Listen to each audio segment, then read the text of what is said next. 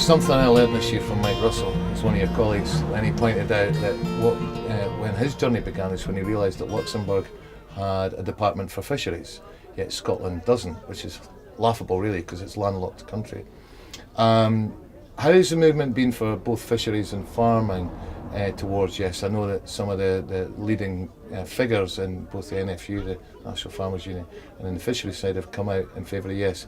It is in rural affairs and in sort of rural industries coming on board, and if so, how much is that developing and how fast?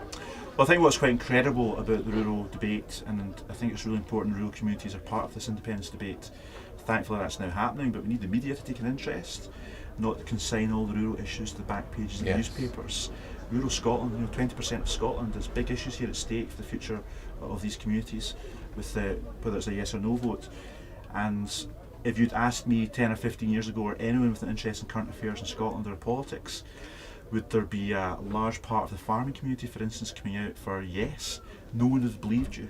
But here we are in 2014 having a referendum, and we've got leading farming figures, we've got ordinary people in the farming and food sectors and wider rural communities campaigning for yes. Former NFU presidents, 4 of them campaigning for yes.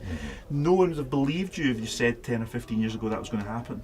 So that's a sign of how things have changed in Scotland. It's also a sign of how people have compared the track record of the Scottish Parliament over some of these key issues with the track record of the UK Parliament in Westminster, and have come to the conclusion we should take more responsibility here in Scotland because we care more about some of these issues.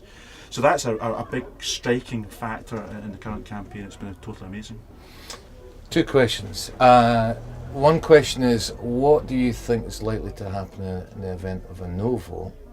And what are you going to do personally in the event of a yes vote?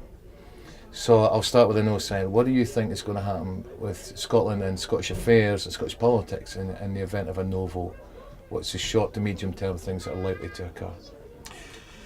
If Scotland votes no, I think those that voted no will regret it within a year or two.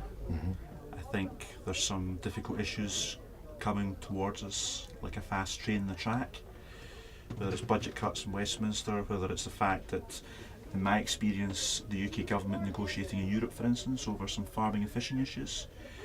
They've not done us a lot of favours, but you can see some issues perhaps where they've held back because there's a referendum underway and they don't want to influence the vote. And there's other policy areas I deal with where that's perhaps a threat.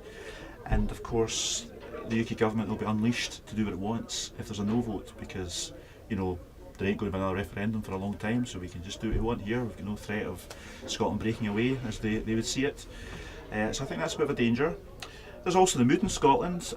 I don't think all the people who are campaigning for change and have come out at grassroots, imagining what the future could look like, debating big issues, coming up with solutions to some of Scotland's problems. I don't think these people are going to go away, and I really urge them not to go away. Let's keep up this momentum for change in Scotland. So I don't think that'll go away.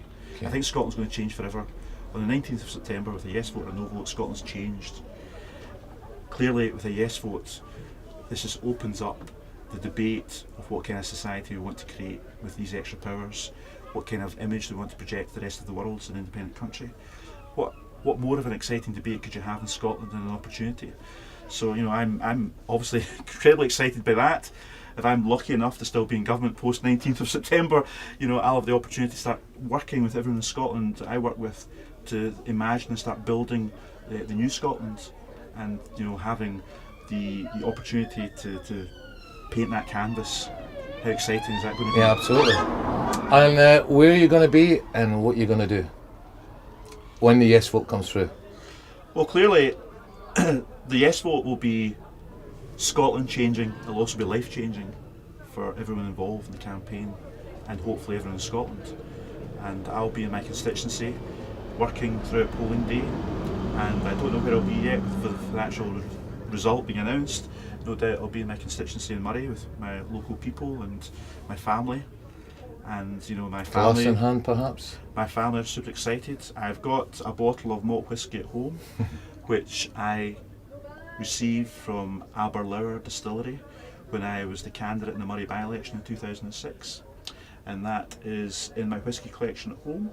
And I promised myself that I'm taking that up a hill with my best mates who I joined the SNP with all those years ago to campaign for independence, and we're going to share that bottle of whisky on the top of a hill, in Scotland, looking across our countryside, and then have a dram to celebrate the yes vote.